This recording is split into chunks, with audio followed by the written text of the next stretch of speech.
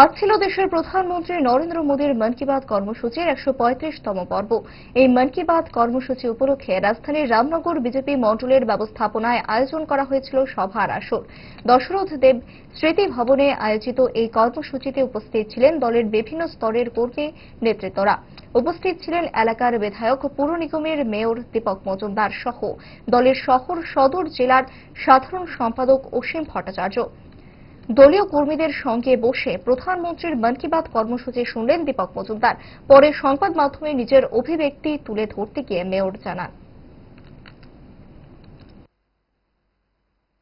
নরেন্দ্র মোদীজির মন কি বাত অনুষ্ঠান সারা ভারতবাসী গভীর আগ্রহে অপেক্ষায় থাকেন প্রতি মাসের শেষ রবিবার দিকে যে প্রধানমন্ত্রীজি কি বলেন, এবং সেই উদ্দেশ্যে সারা ভারতবর্ষের সঙ্গে সারা রাজ্যেও আমাদের মন কি বাত অনুষ্ঠান হচ্ছে। বিভিন্ন মণ্ডলে আছে, সাবধাননগর মণ্ডলের ৩৬ নম্বর বুথের উদ্যোগে মন কি বাত আমরা স্থাপন করলাম। প্রধানমন্ত্রীজি বিভিন্ন বিষয়ে সারা দেশের বিভিন্ন প্রদেশের বিভিন্ন বিশেষ বিশেষ দিকগুলি যারা ব্যক্তি, প্রতিষ্ঠান এবং সরকারের বিভিন্ন যে চিন্তা ভাবনা সেগুলো তুলে ধরে, বিশেষ করে আমাদের আইএনএসএ যে নতুন ৩টি বিমান আমাদের স্বদেশী ভাবনা, স্বদেশী ব্যক্তিরাই আমাদের দেশের ইঞ্জিনিয়ারিং প্রকৌশলী তারা তৈরি করেছেন। এটা আমাদের ভারতবর্ষের কাছে একটা বিশাল বিষয়, এবং তিনি বিশেষত এটার উপর জোর দিয়েছেন স্বচ্ছতার উপর, যাতে জনভাগিদারি থাকে